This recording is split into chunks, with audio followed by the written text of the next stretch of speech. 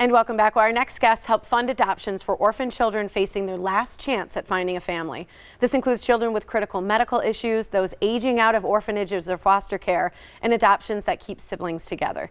Joining us now is Angela and Mark Russell. They adopted Noelle when she was 7 years old. And then we're here along with Jeff Kriegel, an adoptive father and board member of Gift of Adoption Wisconsin. We're so excited to have all of you here today. Thanks for being here. Thanks for having us.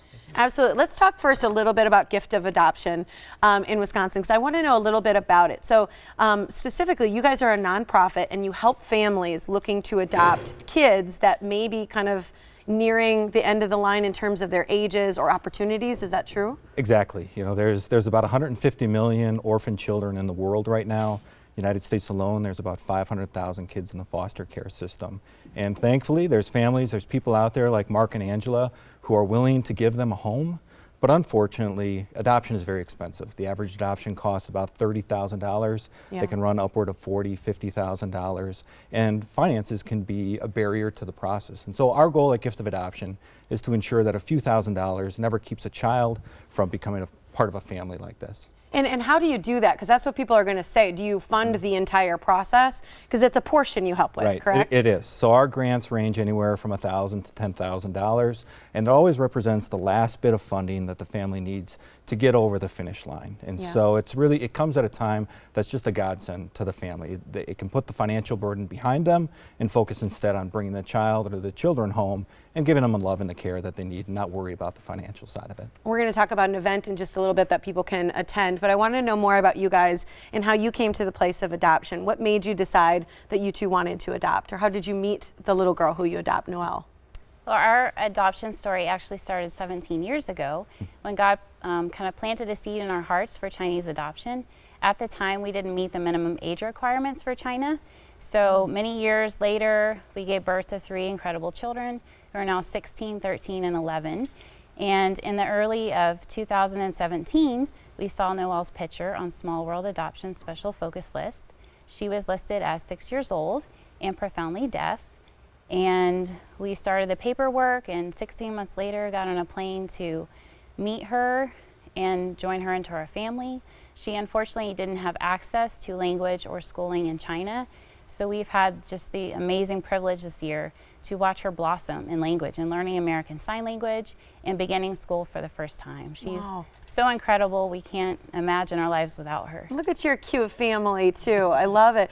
So, so she had not had ways of really communicating before. How did she communicate when you met her? Just basic home gestures. Okay. Also, she's just incredibly intelligent. So she's learned to read nonverbals in amazing ways. Yeah. How about the language barrier? Had she had any connection to American English at all in China? No? No, not at all, really, because she grew up in a foster home, right, that didn't have the resources to teach her any kind of language. So that was a barrier, right? But we're encouraged now that we have that opportunity to just kind of teach her American Sign Language and just help her to understand language so that she can grasp different concepts. So it's really cool. Well, I think what's really neat is you were telling me during the break, Mark, that you actually had some experience knowing some sign language prior. So this is something that, you know, she's really welcomed into a family that almost seemed a little prepared for her. Prepared, yes. Maybe not, right. There are a lot of challenges, right, and obstacles that we had to face to overcome. But it's been really encouraging, right? We have family and friends and Gift of Adoption. All these different parts play that role, right, to help us as we move along.